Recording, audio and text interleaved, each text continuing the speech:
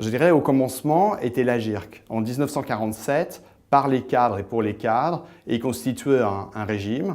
Et ce régime en répartition, eh bien, qui fonctionne, va créer des émules avec la création de régimes pour les non-cadres au début. Ce sont ce qu'on appellera après les régimes ARCO, qui vont être fédérés donc, par cette fédération ARCO en 1961.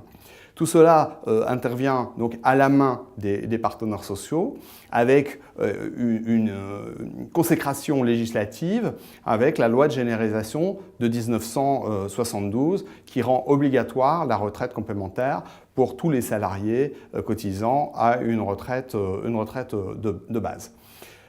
Les accords paritaires vont se générer et se poursuivre tous les 4-5 ans avec des étapes importantes, notamment la mise en place d'un régime unique ARCO en 1999 qui va tirer les conséquences d'un rapprochement progressif entre les différents régimes qui pouvaient exister.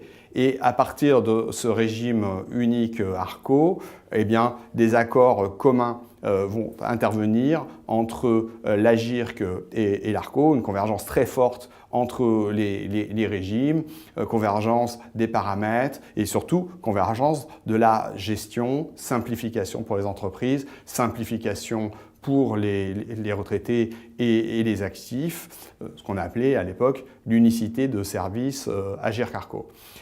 On le voit, cette évolution extrêmement forte, cette convergence entre les deux régimes, eh bien, trouve un point d'aboutissement avec l'accord du 30 octobre 2015 et le récent accord des partenaires sociaux qui, cette fois, transforme définitivement l'essai, cet accord du 17 novembre de l'année dernière, du 17 novembre 2017.